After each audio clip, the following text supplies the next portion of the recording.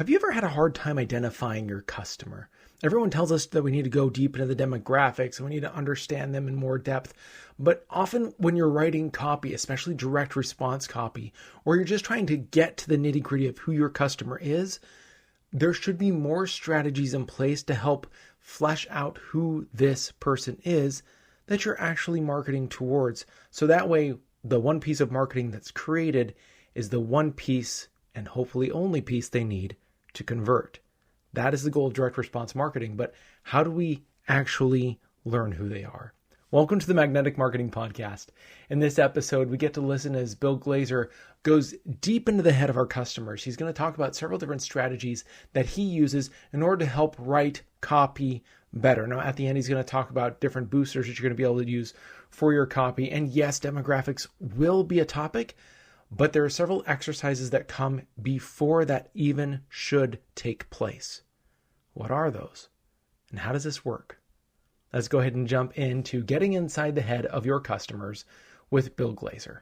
I don't think there's anybody that has had a bigger impact in the field of direct response than Dan Kennedy. The legend of Dan Kennedy should be ignored at your own peril. They're not really lessons, they're kind of laws that you live by. Dan opened my eyes to what small business marketing looks like. Dan teaches strategic direct response that is timeless. His ripple effect touches people who don't even know his name. The world as we know it was changed because Dan Kennedy became obsessed with marketing.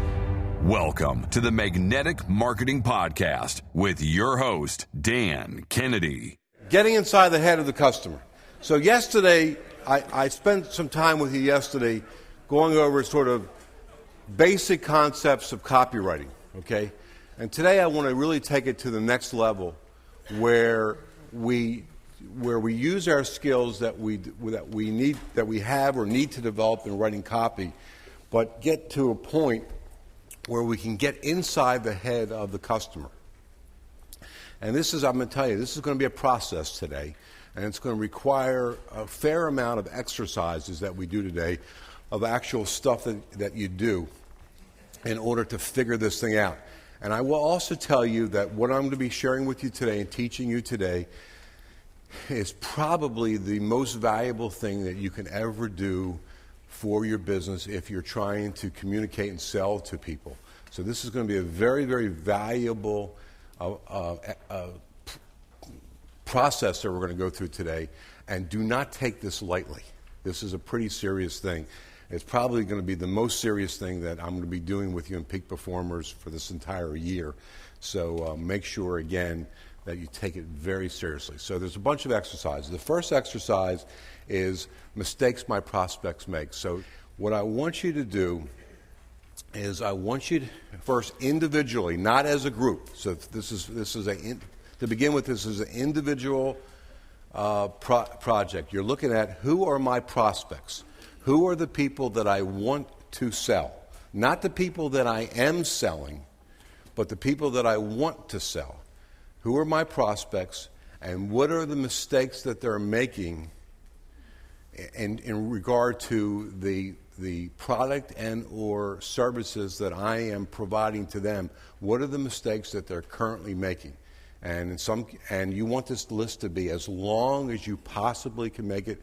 And after you finalize and get to the end of your list, then I want you to then say, okay, now that I got to the end of my list, let me think of what are the other things the mistakes are making. So you want this to be as long as you can possibly make it. So we're going to be quiet. This is heavy thinking. You're going to have to really push your brains, but what are the mistakes that they're making? Okay? Okay. All right. So now I want you, now the next part of this, and this next one is an easier exercise, but you got more difficult ones ahead of you. So this next one's an easier exercise, is you got your list of mistakes. And by the way, a couple things. First of all, whoever doesn't have 67, you now have that's the bar. That's what you aspire to develop. And the truth of the matter is that if I gave you guys unlimited time, and you really communicate, I let everybody move around and communicate with each other, you could come up with a list of 100 of them easily as far as mistakes that your prospects are making. And I hope you see already a glimpse in, and I'll connect the dots for you a little bit later on today, but you see a glimpse into how now knowing these mistakes can make a big difference in how you communicate with your prospects, because now when the prospect says, gee, I'm dealing with somebody that identifies and feels my pain and points out my pain to me and offers their product or service as a solution, gee, I'm now dealing with the kind of person that understands me. And we're going to get to that a little bit later on. But here's the next part of this exercise that you'll find interesting, is there's mistakes and then there's mistakes. So what do I mean by that? Well, there's mistakes that people are making that they know that they are making. There's mistakes that people are making that they don't realize they're making. There's mistakes that people are making that they don't realize are mistakes. They think they're the right thing to do. So what I want you to do now is I want you, the next piece of this, and this is a lot quicker, so don't be so worried about this, is what to do with your list of prospect mistakes. Mark off the ones that, I want you to put a 1 and a 2 next to the ones that apply. And some of these won't apply. Number 1 is mistakes that they don't know that they're making. Don't start yet, because I want to give you the 2 things, and you'll go and do them all. Mistakes that they're making, but they don't know that they're making. And that, put a 1 next to those. And a 2 next to mistakes that they think they should be doing, but shouldn't be doing. There's going to be things on your list that are not going to have a 1 or a 2. So only certain things are going to have a 1 or 2. The number 1, I think, is easy for all of you. It's mistakes that they don't know that they're making. So mistakes that they're making, they don't even realize they're making them. The second one is mistakes that they think that they should be doing. So they're doing these mistakes, they're making these mistakes, but they think they should actually be doing. They don't realize that they are mistakes. They're doing them, but they don't realize they're mistakes. That's a very powerful mistake that you can use to your advantage later on. So there's your 1s and 2s. And then the next thing we want to do now is, before we finalize this list, we're not doing this now, we're doing it afterwards, is we're going to go back and we're going to now figure out a way to communicate with our prospects in a way that we can now ask them what are mistakes that they're making, to get that feedback. I had a couple people walk up to me on the break and ask me about surveying in order to do that. So I wanted to spend I didn't plan to do this, but here's what I wanted to share with everybody, because I got enough questions about that before we move on to our next exercise, is in developing a survey, there's real strategy to develop a survey, and the strategy that I like to teach the best is develop a survey where it's mostly multiple choice except for 1 question. So all the questions are multiple choice except for 1.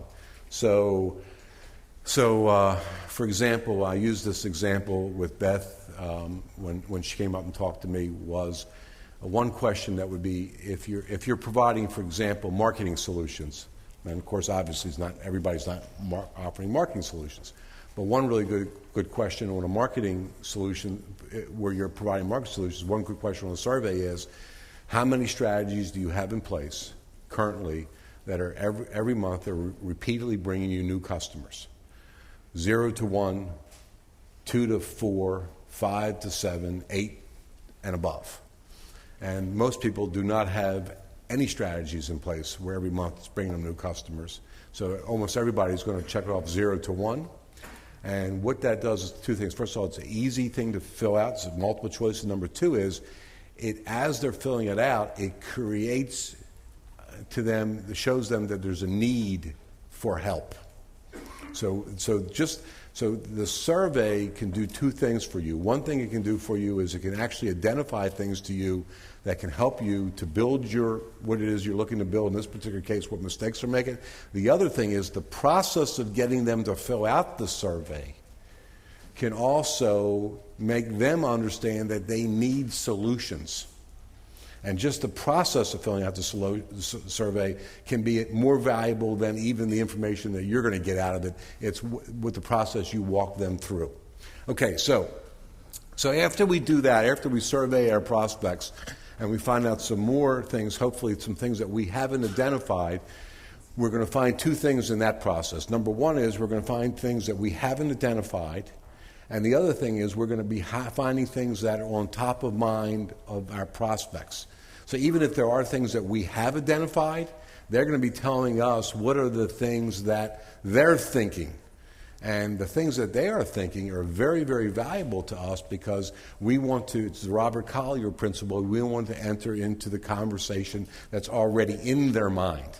So when you go then in order to develop the 8 most common mistakes, one of the things that should influence you in choosing your 8 is what are the things that they are thinking already, because that's already things that they're going to immediately be able to, you're going to be able to hit a nerve with. Now that doesn't say that you only want to use theirs to help you with choose your 8, because there could be ones that you've identified, certainly on this number 1 and number 2, mistakes that they don't know they're making. Well, that probably won't be on the list. But that one of those could be very, very powerful. And the other one, which could be even more powerful, is number 2, mistakes that they think they should be doing. So by pointing out to them things that they are doing currently that they think they should be doing, but how actually it's a mistake, is a very, very powerful trigger to get people to take action. So then what we want you to do is after you go through this process, we want you to come up with the top 8.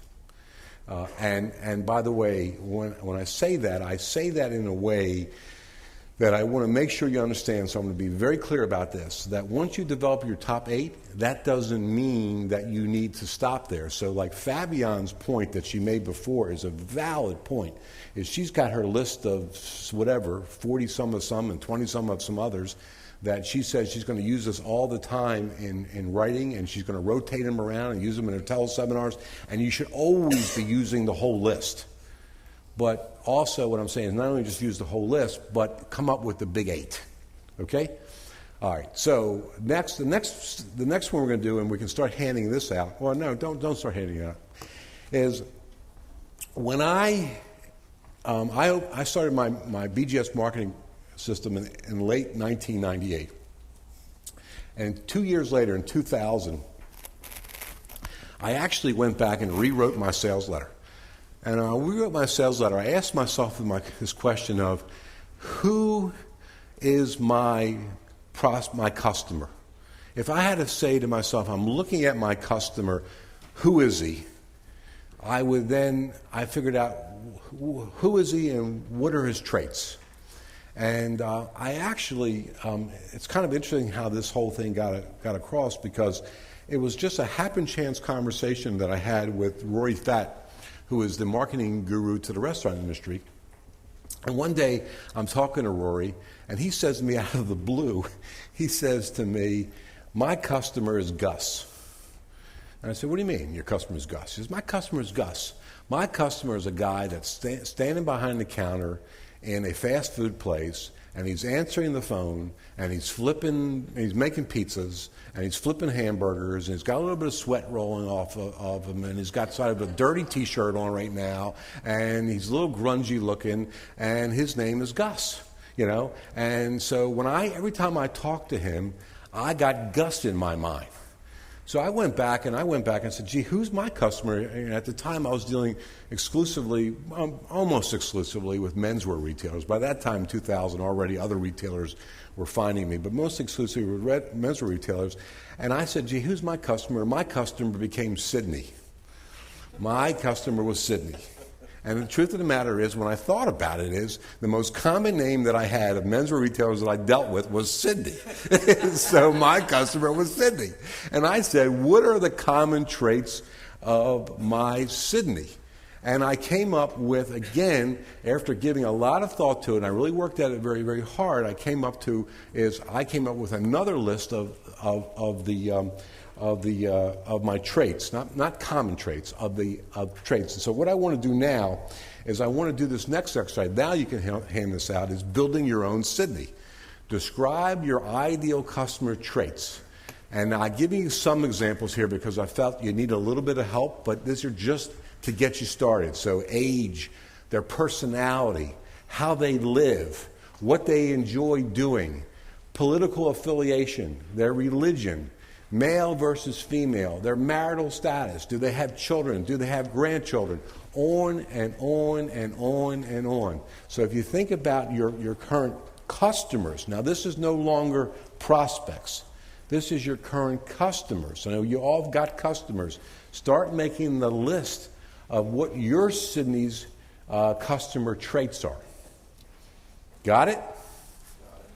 Does this make you think? Does this make you uncomfortable? Does that make me happy? Yes. Have fun. Build your Sydney. So a bunch of you have built your own Sydney, right? Could we get anybody else who's willing to share their list? Is that, Susan, was that you? Well, go ahead. So go up to the thing. Okay. So just for everybody, go ahead. So here, before you give it, just remind everybody what you do, okay? Okay. So this is for my information marketing herd. They are people who want to do voiceover. So you would think that maybe these are actors and things like that. They're not. They're, because of my prices and everything, they're 45 to 60 years old. They're Wait. I didn't. So you talk about, but before you do that, okay, I want you to now name your Sydney. What's the name of your ideal customer? I want to get a name that's male or female because they're 50-50, male or female. So it would have to be Pat or Lee. Or Chris. Chris. Let's call him Chris. Okay. All right. So This is your Chris. So Chris is 45 to 60 years old. She is a boomer man or woman. A secret extrovert, which means that they are the kind of person that's dying to do this, has a million voices, but doesn't share them openly. That's very interesting. Yeah. That you've identified that. Yeah, very secret good. Extrovert. They are ready to retire but don't want to sit in a rocking chair. And this is a direct quote from my customer. Direct quote. Because I always start my program, so what brought you here? So those last two things you said, the secret extrovert and ready to retire but don't want to sit in a rocking chair, knowing those two things, I mean, can't you all see how that could be used in copy to unbelievable powerful in copy to really communicate? Those two are great. What's next? Okay, sure. Married with kids, kids getting married, maybe grandkids. And here's this bias. This is flipping me out. Works in IT or worked in IT and hates it. Feels like they're a slave of corporate America and can't take it anymore. Like just bursting, can't stand to get out. They feel their job is a dead end. This is something they always wanted to do, but they got sidetracked with life because they had to support their family and blah, blah, blah. They probably has a spouse that works now, so this is like their time, whether man or woman. I'm finding we have one guy that took our boot camp 3 times, and he's like the best. He's the dream customer. And he has a wife who works that now is willing to support him while he, to give him. He made a lot of money. He's taken his exit, and now she's going to back him up with this. So their spouse is very, very supportive. They sing, probably in the church choir. I have a lot of people that talk to me about like a big singing and acting background. They love to travel. They love experience, like it's textbook stuff that Dan identified for selling to boomers. They, personality-wise, are a little insecure. Again, sort of like this secret extrovert thing. They're like insecure. They have a big respect for teachers, and they don't want to be the teacher themselves, but they respect the teachers. They identify themselves as lifetime learners and take great pride in that. They're very family-oriented. They have a dream, an incredible dream that they feel like now's the time.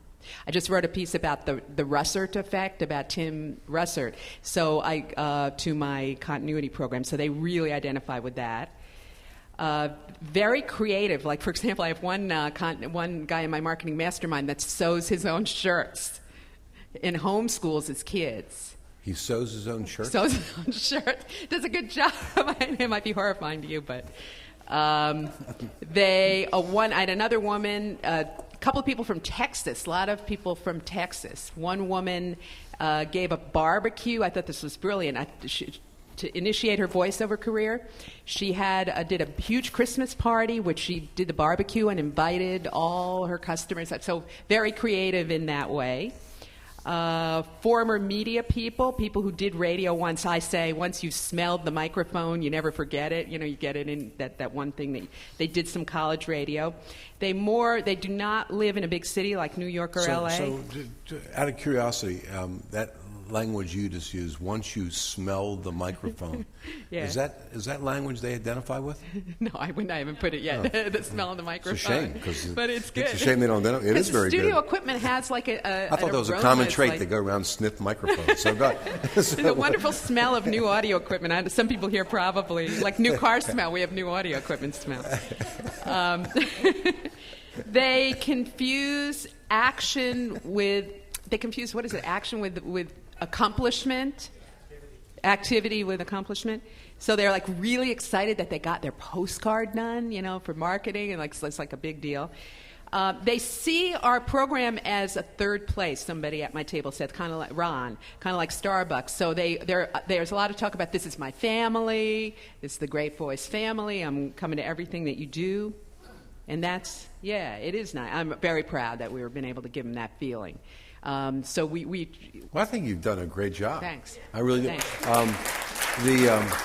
So have a seat. But because I think that you've identified. I hope a lot of people that didn't come up with who have lists that don't have it as.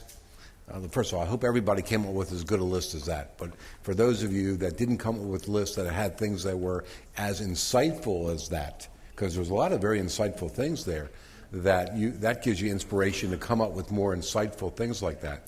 And again, by the way, on some of this, getting back to our whole survey strategy that I was sort of talking to you about before, and the purpose of this meeting was not for me to teach you about surveying, but it does suggest to me that maybe I should be doing that in a future meeting now that I think about it, is one of the things that you might also want to do.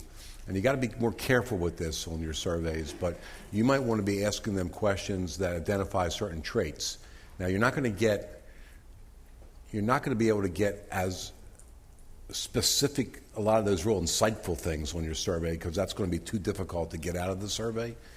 But certainly things such as do you live in a city or in a rural area, those things you could learn on a survey. So some of your stuff you could, and that would be helpful in order to putting together your most common traits. So next thing I want to do, and I'm moving unfortunately more rapidly than I'd like to right now, but I want to try to at least get through the whole process with you and in order for you to take it with you in order to work on your process beyond this. The next thing I want you to do is to hand out exercise number 3. Exercise number 3 is I want you to name your Sydney. So you got my Sydney is over here. We know Susan's Sydney is Chris. I want you to name your Sydney and determine his or her 8 most common traits from your long list of traits. So now let's come up with our most common traits. And we want to come up with a good name for your own Sydney. So hopefully all of you have your 8 biggest common traits. I listen, I understand. By the way, I want to just keep saying this over and over and over again to you. What happens today doesn't mean that this is the final thing. This really takes some thought and some work and putting some energy into this and effort into this. But at the same time, you will find that by doing this, it will get your marketing so much more focused, your marketing message much more focused, and more importantly, the response you get to your marketing so much better by being able to figure out exactly how do I talk to my prospects so that they believe that they're talking to me. So with saying that, what is the name of your Sydney and what is their 8 most common traits? Well, my Sydney. Yeah. Am I okay? Yeah. My Sydney is named Frankie because I like the unisex theme. And he or she is a solo entrepreneur, professional or tradesperson who's had their business for at least 3 years. They work alone or have fewer than 10 full-time employees. They've tried doing some self-promotion or marketing using very traditional media and methods, such as yellow pages, business cards, and Valpak mailings. They like to be, so they're willing to spend money on marketing. They like to be hands-on with respect to their business and marketing efforts, so they like the do-it-yourself style of marketing. They get little or no help from their family or their staff. They're ambitious but dissatisfied with their efforts to date. They want to do more. They're the decision maker. The buck stops with them. And they're harried, time-strapped. They need help. Great. And so, your third commonality was what again? Read that out. They've tried self-promotion before, using either yellow pages, Valpak mailings, a really neat business card, but that's about it. Are they unhappy with the results? They're unhappy with those results. I think that needs to be added to number 3. And that's a good point. They're unhappy with the results. But so now that you've got these, does this help you? I saw the sales letter being written as I spoke. Okay. Good job. Everybody give her a hand. Okay. What's the name of your Sydney? My Sydney's name is Jake, and he is the president, CEO, or owner of the company. The company does $3 million plus in sales, and they typically have either other locations or other outlets to their business. They are affluent. They're family-owned and operated business. He's 35 to 55 years old. He knows his industry inside and out. He doesn't care about details. He just wants things to get done. And he's likable and has charisma. Right. And then you said that he has a family-owned or what business? Family-owned or operated business. Yeah. See, that, I mean, in and of itself can lead to a whole different set of frustrations that he's experiencing right now with the whole family situation, which that would be a very valuable piece to use. You should be using all 8, but on that one you can hit a big nerve with him as far as that's concerned. That's a good job. Okay, that's Jake. Let's hear it for Jake. Okay, from the UK. Let's see what these UK people say. What's his name? Like Jarvis or something? Very funny. This is Nigel. Yeah, Nigel. Yeah. What's your Sydney's name? Oh, Sydney's name is John. John. Yeah. We've checked our database on this. You wouldn't believe the amount of Johns we've got. Yeah. So you're writing a Dear John letter. Dear John, yeah. They are 45 to 60, obviously male. They run their own business and had the business for at least 10 years, or have worked in a corporate environment, and both of them have said they are fed up with what they're doing. They're looking for something different. They're internet savvy, and they have had their eyes open to the power of information marketing and marketing online. They are fed up of being information gatherers at this point, and they've also fed up of being let down by other people. They relate to our approach of doing business, and I didn't want to use the word fun, but we put enjoyment back into business. So they're fed up of where they are, they see what we do, and they like our business approach, but the fun and enjoyment side of it as well.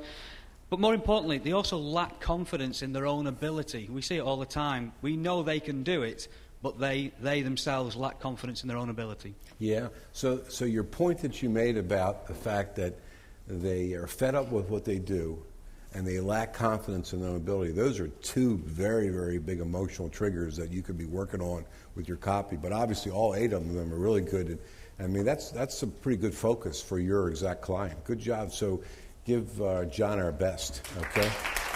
All righty. Here's our guy that all his friends are in prison, and, you know, he's the guy that has survived that we're proud of. So what's our Sydney's name? Fred and Ethel. Fred, we got a couple. Yes. Fred and Ethel. Yes. That's very, ingenious. They're married couples. Okay, good. Age 50 to 70, invested in mutual funds, concerned about outliving their money. They're family-oriented, they have children, they live in the suburbs, and they own 2 cars. Say it again. Fred and Ethel, what are their commonalities? All 8 of them? All 8 of them. Married couple, age 50 to 70, invested in mutual funds, concerned about outliving their money, they're family-oriented, they have children, they live in the suburbs, and they own 2 cars. Right. So obviously concerned about outliving their money and the fact that they have children. What am I doing here? The fact that they have children, those are your 2 biggest emotional triggers that you got to really work on your overall profile, because those are 2 big things that are going to create a big emotional response when you talk to them correctly. Very good. So let's hear it for Fred and Ethel.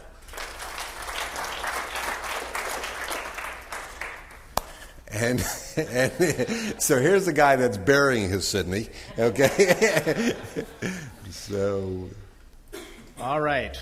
Well, thanks to Adam Whitty, who is trying desperately to live up to his last name. He helped me.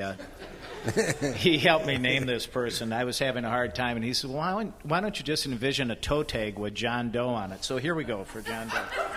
John Doe. But our customer is really not a person; it's really kind of the family. So. The list of traits are they're family-oriented. They love the person that died. You'd be surprised that sometimes that isn't always the case. They want to remember them well. They have a sense that they may need help beyond the funeral, beyond the days of the funeral. They value ceremony, and they want to and have a custom of involving their family in all ceremonies, in all family ceremonies. They prefer burial or cremation with a service, and they make enthusiastic referrals. See, I think the thing that you said as far as that they want additional services beyond the funeral is huge. And so I think that you're onto something there as far as talking to people, family members, that because they're not being talked to that way. Mm-hmm. They're talking it's all about getting them to the funeral, and what happens at the funeral, but not beyond that. That's big. That's big, and which deals really with your 18-month post-education process, yep. And that's a good thing that you've stumbled on. So let's hear it for John Doe. All right, so this is what's your Sydney's name? His name is John as well. That's very good. We had 2 Johns and 1 John Doe. Yeah. Okay. He's typically 45 to 65. He has a big house, 5,000 square feet or more usually. That's cool. Usually $1 million plus in value, with a second home that is often larger and more expensive than the primary home. That's interesting. The Republican, married with children. The older ones have grandchildren as well. Typically business owners in the medical field, so not just doctors, but consultants and pharmaceutical kind of people as well. First generation wealth, very, very serious people. However, their wives are often very active, outgoing, and fun people. So, good for you.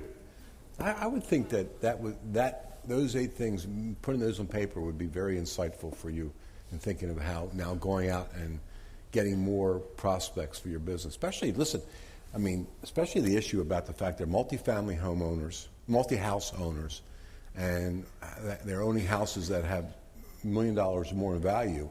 That's a gettable list just to go get a select on to just speak to those people. So very good job. Okay, good. So thanks. Let's hear it for the other John here. So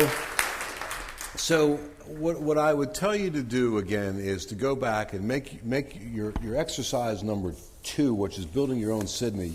Make that list a little bit longer if it needs to be longer, but then more importantly, go to exercise number 3, which is name your Sydney and determine his or her 8 most common traits for your long list of traits. So now you've got sort of like, once you get to this, you got your 8 most common traits, which, by the way, I thought everybody did a great job in that. And you also got, eventually you're going to get to your 8 biggest mistakes they make. And then you're going to look at those 8 biggest mistakes, and you want mistakes on your 8 list of mistakes. I should have mentioned this earlier, where they fall under a couple different categories of mistakes. One is mistakes that they know that they're making. One is mistakes that they are doing and they think they're not even mistakes, so that you now tell them that they're doing these things. See, that's a very powerful thing, is when you can identify to them things that they're doing but they don't realize they're mistakes.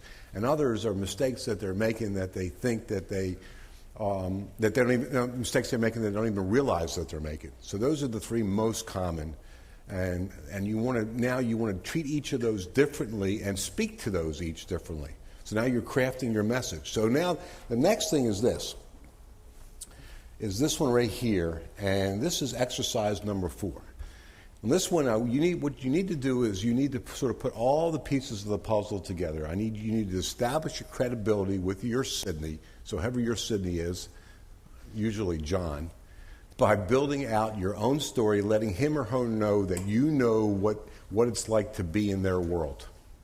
So you want to create your story and speak to them like you know by being in their world. And so if I were Sydney, how would I like to be talked to? The other thing, my little point to you I make is use you and your as much as you can as you build your story. So as Ron very astutely pointed out yesterday, when you build your story, you're talking about yourself, but then now when you're talking to your Sydney, you're using you and yours. So so you're going to have to use a combination of both in that, and say it in the clearest and simplest way that you can. So number 1 is yesterday I gave you the example of how to put together a story of, gee, that's interesting, how did you get into that? Today we dealt with this whole issue of identifying top mistakes that your prospects are making, and we also talked about the 3 different kinds of categories of mistakes, the 3 most common kinds of categories of mistakes. That should be very helpful to you. We also talked about developing who your Sydney is and their 8 most common traits that they have. So you got all those pieces of the puzzle to put together. And now I gave you this piece of the puzzle, which I just gave you, which is establish credibility with your Sydney by building out your own story, letting him or her know that you know what it's like to be in their world. You know what it's like to be in their world. If I were Sydney, how would I like to be talked to?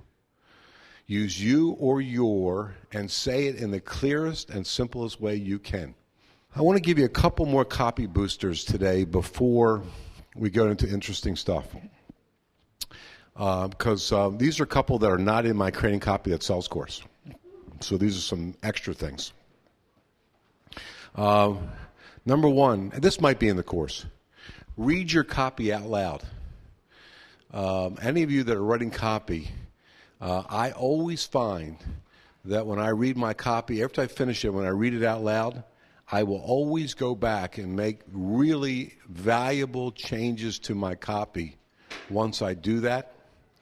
And you just never will see it unless you read it out loud. So read your copy out loud. By the way, this is not a copy booster, but this is in my Creating Copy That Sells course. One of the best ways to learn how to write good copy, to train your mind. See, really writing good copy really turns into training your mind how to write it so it just happens automatically. One of the best ways is to take really great sales letters. I did this for years, and I would actually rewrite the sales letter. So if I would take a Dan Kennedy or a Gary Halbert sales letter, I would actually rewrite it by hand. When you write something, or else you can actually do it on your computer to retype it. When you write something out or you retype it, you will see things and hear things in that copy that you never saw when you read it. I guarantee this. So if you really want to work on your copywriting skills, that's a really good strategy to do. Halbert used to make people, when he trained them, he used to make them sit there and just write out his sales letters, which is another story. Ask for a clear single decision. This is a big copy booster. And now don't get this confused with what I said to you yesterday, which is oftentimes you want to get people multiple ways to respond. But ask for a very clear single decision that people have to make. What I find, well, again, where's Tom? Is Tom Trevelyan still in the room here? There he is. So like yesterday when I handed him his sales letter, there was just too many decisions that somebody would have to make if they wanted to respond to the thing that Tom was sending out. So you want a very, very clear decision that somebody can make a single decision in order to respond. We tend to talk about all the different things that we offer, and we do this, and we do that, and we do this, and you could do this, and ask for one single thing. Because the whole purpose of making a sale, and people get this wrong all the time, the purpose of making a sale is to get a customer, to acquire a customer. Once you get the person on the single decision, then you can then turn that person into a customer and sell them other products and services that you have. But if you try to offer everything that you got to them up front, it will significantly suppress results. I mean, really, Doc back there in the liposuction deal. I've got to assume that in your case, you're probably selling many of your patients multiple procedures. But I would also say to you that bringing them in on the single procedure, and once you got them, it's very easy then to sell them on other things you got. But as opposed to other cosmetic surgeons that would try to say, we do all these things, well, I don't think that's the right strategy to go with at all. Is first get the customer with the single thing and then move from there. The next thing is ask your prospects if you can write your testimonials for them. So here's the deal about testimonials. So there's a couple things about that because people struggle with testimonials. And one of the ways they struggle with getting testimonials. So the first thing I would tell you is one of the best ways to get good testimonials is to learn when's the best time to ask for them. So there's usually a sweet spot in a relationship when you can ask people for testimonials. So first is identifying that. We knew at our menswear store that after the sale was completed, after the customer paid for his purchase, and at that point there's no longer, the relationship changes from having a salesperson trying to sell a customer to actually having somebody paid for their purchase, they were done with their purchase, and now they felt good about everything. That was the time to ask the customer for referrals and testimonials. So it was always identifying when's the best time to ask for your testimonials. And then the other thing is what we often found was, well, we didn't do it in our menswear store, but I've done it with some of my marketing stuff that I've done, and with some clients I've taught this to, is that if you want great testimonials, one of the best ways to do it is say to your customer, Gary, I know that you've taken my copywriting course, and that you've written a sales letter that generated over $500,000 in results. And would you mind giving me a testimonial? And then Gary says, sure. He said, listen, if you want to, I'll even write it for you, and I'll send it to you, and make sure that you're happy with it. And if you're not happy with it, just change it in any way you want to change it. But at the same time, if you want, I'll just take away all the hassles of you having to write, and I'll write it for you. And almost in all cases, people will cheerfully want you to write them for them, and then you do send them to them. And if they want to change them a little bit, they change it a little bit. Yeah, Nate.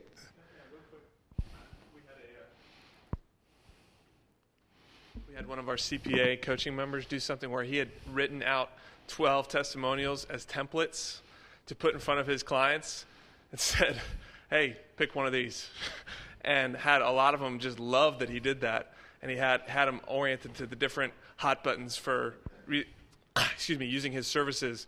And he has like 100 testimonials. Then he modified some and did 12 new templates. And he just went down the list of the different reasons why people wouldn't buy, created his own testimonials to that, said, hey, pick one. It was great. So wherever Miroslav is, that's a good little strategy for you right there, which really will help people. Yes? A lot of times when they do videos, when you put a camera in front of their face, they freeze up. Mm-hmm. So if you don't give them something to read ahead of time or give them something to rehearse ahead of time, they get really freaked out about being on camera. So making it easy for them to provide you with the testimonies. So people want to give them to you, but it's also work for them, so making it easy for them significantly increases that. And then the last little copy booster I had is, if you noticed yesterday, like the testimonial that I showed about the guy in the UK that is now charging $35,500 for a sales letter, on the top of his testimony I wrote there, I'm now charging $35,500 for a sales letter. I put a headline on top of my testimonial. Now, Kennedy taught me that, and in the testimonials that Kennedy, he always does that, is he makes little headlines for his testimonials, and that's a real smart thing to do also. I don't do it as often as I should, and I forget to do it sometimes, but that's a really smart thing to do. Yes, sir. Each testimonial has a headline to it. Each testimonial has and by the way, that's an interesting point that you made, Dave, is the group of testimonials. I am using the T word right now. which is testimonials. I don't use that word when I present them to people that are reading them, because testimonials sound like it's something that you've asked people to give you, and I would rather it feel like it's unsolicited comments. So I always say things such as, in the retailer case, retailers speak. That's my headline. Retailers speak. Clients tell us. Things like that. I don't use the word testimonial because testimonials sound like something that somebody is asking you for, which is what often happens, and it makes it sound like it's better when people just automatically give them to you without soliciting them. Helpful? Rave reviews is another great one. Rave reviews. People are speaking. Thank you for listening to the Magnetic Marketing Podcast with Dan Kennedy. If you love hearing in on these lost Dan Kennedy talks and speeches and calls, then please let someone else know about this podcast. That's how you can help it to grow. And the more it grows, the more free Dan Kennedy we can bring to you. Also, Dan would love to give you the most incredible free gift ever, designed to help you make maximum money in minimum time. Now, this free gift comes with almost $20,000 in pure money-making information for free just for saying maybe. You can get this gift from Dan right now at nobsletter.com. Not only will you get the $20,000 gift, you're also going to get a subscription to 2 marketing newsletters that will be hand-delivered by the mailman to your mailbox each and every month. One from Dan Kennedy and one from me, Russell Brunson. To get this gift and your subscription, go to nobsletter.com right now.